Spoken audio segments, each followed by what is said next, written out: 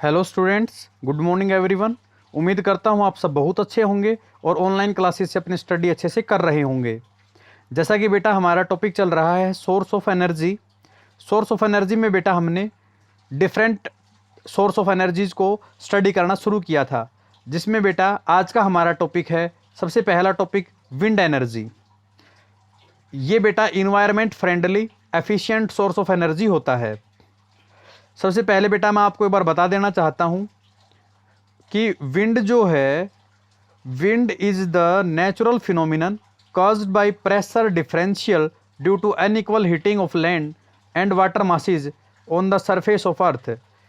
बेटा हम देखते हैं धरती के ऊपर बेटा तापमान सब जगह एक जैसा तो है नहीं। किसी जगह का तापमान बहुत ज़्यादा है, मीन्स धरती जो लैंड है वो बहुत ज़्यादा गर्म है, और किसी जगह पे बेटा टेम्परेचर कम है, वहाँ का लैंड का टेम्परेचर बेटा कम है। तो अनइवन हीटिंग हो गया बेटा, अनइक्वल हीटिंग है, उसकी वजह से बेटा प्रेशर डिफरेंस क्रिएट होता है, और प्रेशर डिफरेंस की वजह से हाई प्रेशर से लो प्रेशर की तरफ एयर ब्लोइंग करता है बेटा, विंड हवा चलना शुरू करती है बेटा, और ब्लोइंग एयर के पास काइनेटिक एनर्जी होती है। इस काइनेटिक एनर्जी का हम इलेक्ट्रिक एनर्जी में कन्वर्ट करवाया जा सकता है बेटा। तो उसको हम पढ़ेंगे कैसे हम उस काइनेटिक एनर्जी को इलेक्ट्रिक एनर्जी के रूप में हार्नेस कर सकते हैं। That is wind mill. इस विंड मिल की मदद से हम ऐसा करेंगे। Wind energy is harnessed by rotating structure known as wind mill. Simply मैं आपको बेटा समझा दूं, जो एक विंड मिल होती है ना, उसमें क्या होता है, सबसे पहले तो एक बेटा रिजिड सपोर्ट होती है, ये जो आपको पिलर दिख रहा है, इस पिलर के ऊपर बेटा बहुत बड़ी बड़ी बेटा ब्लेड्स लगाई जाती, पंखुड़ियां लगाई जाती हैं। जब 15 से 20 किलोमीटर प्रति घंटे की स्पीड की हवाएं चलती हैं तो बेटा ये ब्लेड्स रोटेट करना शुरू करती हैं। जब ये घूमती हैं बेटा तो इनका जो रोटेटिंग शाफ्ट होता है बेटा, उसको नीचे लगे हुए टरबाइन से जोड़ दिया जाता है। वो रोटेट करेंगी तो टरबाइन भी रोटेट करेगा, और टरबाइन रोटेट करेगा तो जनरेटर की आर्मेचर कॉइल भी रोटेट करेगी और इलेक्ट्रिक एनर्जी बन जाएगी। इसको बेटा मैंने डिटेल से इस नोट्स में लिख दिया है। अब बेटा सुनो, a single wind mill has a low output efficiency. बेटा एक सिंगल विंड मिल लगाते हैं ना, तो हमें बहुत ही थोड़ी मात्रा में एनर्जी मिलती है, जिसका हम कोई बढ़िया यूज़ नहीं कर सकते। अब अच्छा कोई हम यूज़ करने के लिए कॉमर्शियल पर्पज़ के लिए बेटा सिंगल विंड मिल की बजाय हमें नंबर ऑफ विंड मिल्स लगानी पड़ती हैं, मीन्स विंड फार्म बनाना पड़ता है। और विंड फार्म के लिए बेटा हमें 2 से 4 हेक्टेयर हमें लैंड की ज़रूरत होती है, ज़मीन की ज़रूरत होती है। एडवांटेज ऑफ विंड एनर्जी, ये सबसे पहले बेटा इन्वायरमेंट फ्रेंडली है, किसी प्रकार का कोई पोल्यूशन नहीं करता, रिन्यूएबल सोर्स है।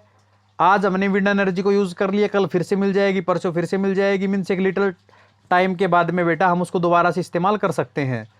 No recurring cost for production of electricity. एक बार यदि हमने सेटअप लगा दिया इलेक्ट्रिसिटी प्रोड्यूस करवाने का, तो बेटा वो फिर जब भी हवा आएगी तब अपने आप इलेक्ट्रिसिटी प्रोड्यूस वो करवाता रहेगा, मीन्स बार बार हमें उसके ऊपर कोई पैसा खर्च करने की ज़रूरत नहीं होती है।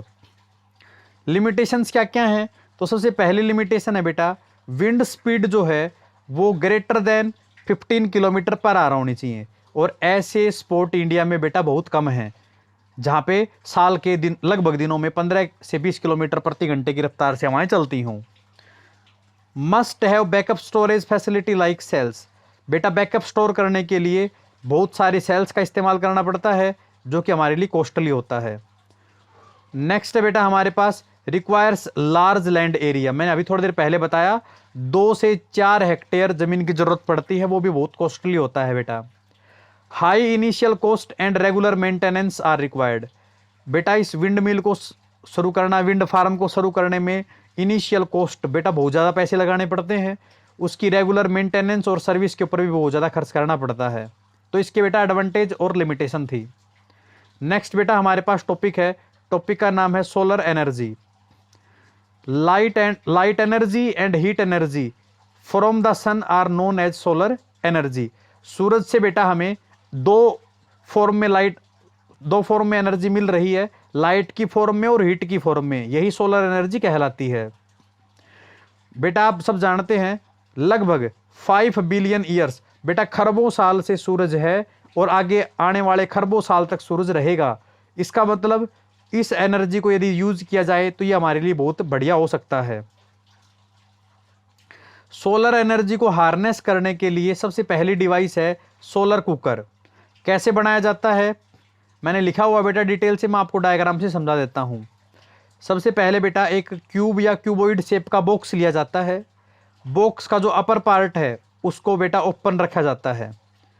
इस ऊपर वाले हिस्से को खुला रखना है। बाकी की जो दीवारें हैं उन दीवारों के ऊपर बेटा ब्लैक कलर का पेंट किया जाता है। ब्लैक कलर का पेंट क्यों किया जाता है? Because black colour is the good absorber of heat. ज्यादा हीट को एब्जॉर्ब करेगा तो अंदर ज्यादा हीट प्रोड्यूस हो सकती है बेटा। उसके बाद बेटा ये जो मैंने कहा आपको कि ऊपर के फेस को ओपन रखना है, इस ओपन फेस के ऊपर क्या लगाया जाता है? तो यहाँ बेटा ग्लास शीट लगा दी जाती है। ग्लास शीट क्या करेगी? तो यहाँ ग्रीन हाउस इफेक्ट प्रोड्यूस करेगी। उस ग्रीन हाउस इफेक्ट का मतलब क्या है? इस ग्लास शीट की वजह से सन की जो हीट रेडिएशन अंदर आएंगी, अंदर तो आ जाएंगी लेकिन वो टकरा के वापस बाहर नहीं जा सकेंगी। मतलब वो सारी की सारी हीट अंदर स्टोर हो जाएगी। अगला बेटा ये जो आपको बैक साइड दिख रही है, यहाँ ऊपर की तरफ एक मिरर लगा दिया जाता है। वो मिरर बेटा प्लेन मिरर भी हो सकता है, कनकेव मिरर भी हो सकता है। यदि आप बहुत अच्छा सोलर कुकर बनाना चाहते हैं तो आप कनकेव मिरर लगाइए, वैसे आप सिंपली बेटा प्लेन मिरर भी लगा सकते हैं। ये मिरर क्या करेगा? तो ये मिरर आने वाली जो सनलाइट है ना बेटा, इस सनलाइट को रिफ्लेक्ट करके सारी की सारी कुकर के अंदर फोकस कर देगा और हमारे पास बेटा उस सोलर कुकर के अंदर बहुत ज़्यादा हीट प्रोड्यूस हो जाएगी। इस सोलर कुकर के अंदर बेटा जो हम ऑब्जेक्ट रखेंगे वो गर्म हो जाएगा। खाने को गर्म किया जा सकता है लेकिन खाने को बेटा फ्राई नहीं किया जा सकता, छोंक नहीं लगा सकते। दूध को गर्म कर सकते हैं, सब्जी को गर्म कर सकते हैं बेटा सिर्फ। अच्छा, आपसे सोलर कुकर की एडवांटेज और डिसएडवांटेज पूछ ले तो बेटा एडवांटेज तो है कि भाई ये इन्वायरमेंट फ्रेंडली है, इसको बनाने की कॉस्ट भी कम है, ईजी टू यूज है। डिसएडवांटेज क्या है बेटा? बादलों वाले दिन इस्तेमाल नहीं कर सकते, रात को इस्तेमाल नहीं कर सकते, सन के फेस के हिसाब से इसके फेस को भी रोटेट करना पड़ता है, तो इसकी लिमिटेशन है बेटा। नेक्स्ट है बेटा सोलर सेल। एक ऐसी डिवाइस होती है which convert solar energy into electrical energy, या इलेक्ट्रिसिटी में बदल देती है सोलर एनर्जी को।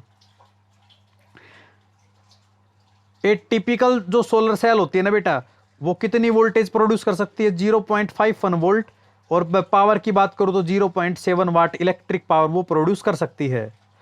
एक सिंगल सेल की बात थी बेटा, ऐसे बेटा बहुत सारी सेल को मिला देंगे तो बहुत ज़्यादा वोल्टेज और बहुत ज़्यादा पावर प्रोड्यूस हो सकती है। और बहुत सारी सेल्स को कंबाइन कर देना ही क्या कहलाता है बेटा? सोलर पैनल कहलाता है, विच जनरेट लार्ज पावर, जिससे लार्ज पावर प्रोड्यूस किया जा सकता है। इसकी लिमिटेशंस क्या है, सॉरी एडवांटेज क्या है? नो मूविंग पार्ट, कोई मूविंग पार्ट नहीं होता बेटा। एक बार फिक्स कर दिया तो फिर वो सोलर एनर्जी को इलेक्ट्रिकल एनर्जी में कन्वर्ट करता ही रहेगा। रिक्वायर लिटल मेंटेनेंस, कोई मेंटेनेंस का खर्चा भी नहीं है बेटा। Can be set up in remote areas, कहीं पे भी बेटा इसको लगाया जा सकता है, सेट किया जा सकता है, यूज किया जा सकता है।